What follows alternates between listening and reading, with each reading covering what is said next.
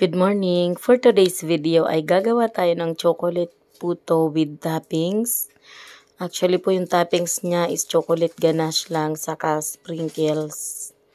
So ito na po yung mga ingredients. Nandyan na rin yung sukat. Pwede nyo nang i-screenshot kung gusto nyo pong sundan yung video na to. 1 cup recipe lang po ito para lang sa pang snack nyo. Kung gusto mo namang gawin tong paninda, dadagdagan mo na doblehin or triplehin na lang. So pagsasama-samahin ko lang po lahat ng dry ingredients, di ko na i-mention kung ano yung mga yan, basta lahat po ng dry ingredients na nakalista kanina, yun lang po yung pagsasama-samahin natin.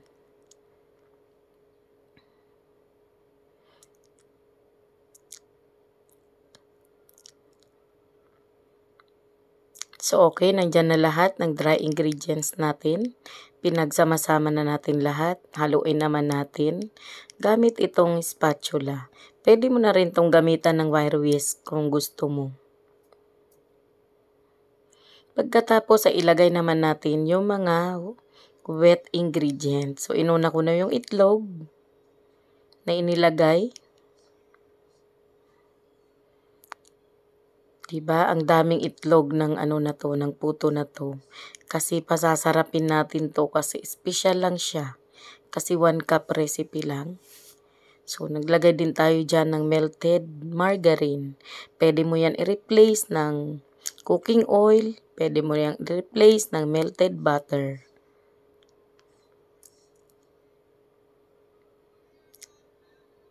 Yon. At syempre, maglalagay din tayo dito ng tubig. Imbis po na tubig, pwede mo yan palitan ng ibap na gatas. So, ako po tubig na lang ginamit ko kasi yung chocolate ganache mamaya na toppings natin, meron din naman yung ibap na gatas. So, pare-parehas lang yan.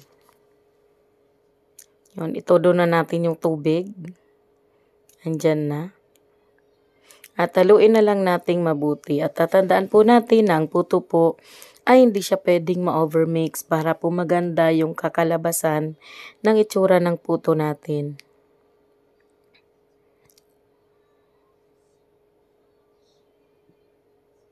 Yun, kapag po tapos na yan, napakinis mo na yung mixture mo. Kagaya niyan, ay set aside muna natin yan at lulutuin muna natin yung magiging toppings natin mamaya. So, ang tawag po dito sa toppings na to is chocolate ganache. Lulutuin lang natin. So, this time po, hindi pa natin na-turn on yung ating induction cooker. Wala pa yan. Naka-off pa po yan. So, maglagay tayo dito ng 3 tablespoon ng cocoa powder. Kahit anong brand po ng cocoa powder ay pwede mong gamitin. Wag lang po yung nabibili lang na mumurahin na cocoa powder kasi hindi po yun masarap. Naglagay din ako dyan ng 1/4 cup ng brown sugar.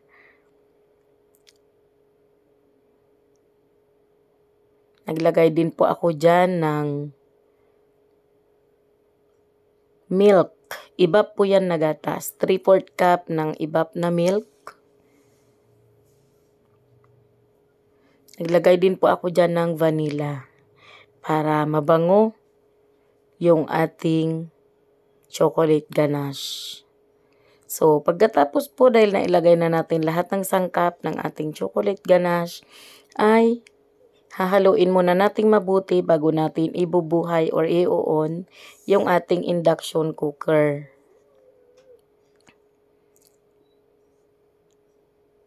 Ay maglalagay pa pala ko dito ng 2 teaspoon na all-purpose flour. So, ang purpose naman po ng all-purpose flour dyan is para maging malapot yung ating chocolate ganache. Yun po yung ano niya. Yun po yung purpose niya dyan.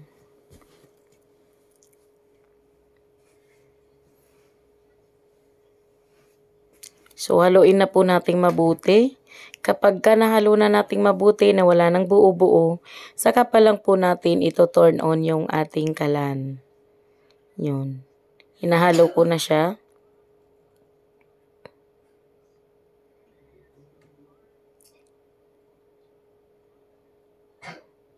Di ko pa rin po binubuksan yung kalan natin dyan. Kasi hindi pa siya makinis. So ngayon dahil nahalo na nating mabuti, pwede nang buksan yung induction cooker. So wag po masyadong malakas, sa mahinang temperature lang. Kung dyan po sa gas range or sa gas stove gagawin, yung pinakamahina lang doon para hindi po mabigla yung ating gagawing ganache. Yung tuloy-tuloy lang po, wag iiwanan yung paghahalo. Tuloy-tuloy lang. Kasi pag iniwan natin, magkakaroon yan ng dikit. Maninikit yung ilalim niya. Kaya tuloy-tuloy lang natin.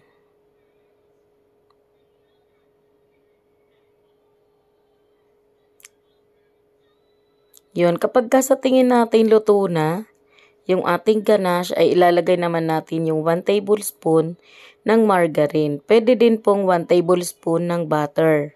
Wala po kasi ako noon kaya margarine na lang yung nilalagay natin.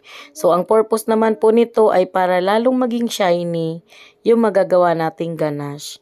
Wag din po ulit tigilan sa paghahalo hanggat sa matunaw na yung margarine ng tuluyan. So pagka natunaw na yung margarine ng tuluyan at malapot na po yung ating ganache, ay pwede na natin i-turn off yung ating induction cooker. At pumunta naman tayo sa pag-steam natin ng ating mga puto.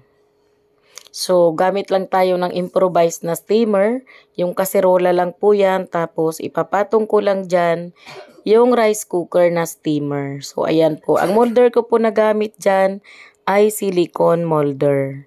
Syempre po, yung takip ng ating steamer ay ibabalot din natin sa tela para hindi matuluan yung ginagawa nating puto, para perfect na perfect po ang puto natin.